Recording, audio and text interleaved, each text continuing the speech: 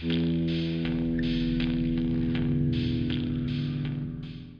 we've all been here where we've had a water hose that we needed to fix, and just used regular hose clamp, but that's just a pain in the ass. And there's a better way to do it. Now I did this because I was in a big hurry, blah blah blah blah blah, and a month later it's still like this, and I keep nicking myself with it while rolling up the hose. So I'm gonna do something a little different. This is absolutely one of my favorite little simple tools. It's not cheap, but it's worth it, and you'll see why. So it's a ClampTite, and there's a couple distributors for this, but I got mine from Alaska Cool Tools. They come to wooden boat shows. They come to different boat shows. I really like these guys. I really like the fact that they have stuff that just works. So let me show you how to do this and what the difference is between one of these and a hose clamp. So it's a hose end that you get from Home Depot or any hardware store, and you just put it in. You don't have to put any wire or anything on first. You don't have to put the hose clamp on first, because how many of us have done this and then, oh shit, I put the hose clamp on. So let me show you real quick. Put it in. So out of this stainless steel wire, I cut about a 20-inch piece, and go ahead and put a wire nut on it, because I've poked myself under the fingernail a couple of times doing this. So it just makes it easier, because what I'm going to do is a double half hitch on this, and it just makes it easier to have this in place, so you're not dealing with two ends, just a single end. So it starts out as this, which is kind of ugly, but let's clean that up a little. Alright, so I've got it cleaned up just a little bit.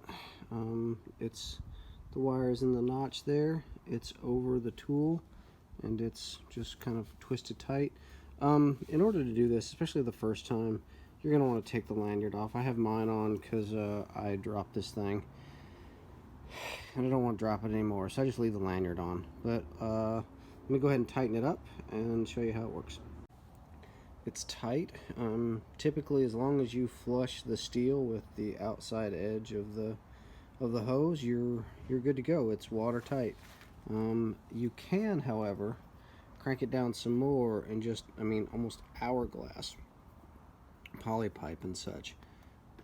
But just getting it flush on water hose, or maybe indent it a little bit, and it's good and tight. So when you get it tight, again, flush with the outer edge, you just do something as simple as turn the tool over.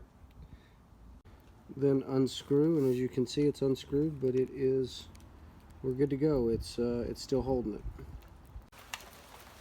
A little change of scenery, the skies just opened up and it started pouring rain on me. A pair of side cutters and cut the tails 3/16, maybe even as long as a quarter, on both sides, like so. And then you're going to take the tip of your pliers and mash that down, because as you can see now it's kind of sticking up. And there we go with it mashed down. As you can see, it doesn't click, it won't come undone, and it's watertight and nice and smooth. Yeah, it should be laying against there, but we'll call that operator error. Anyway, better solution than the pipe clamps.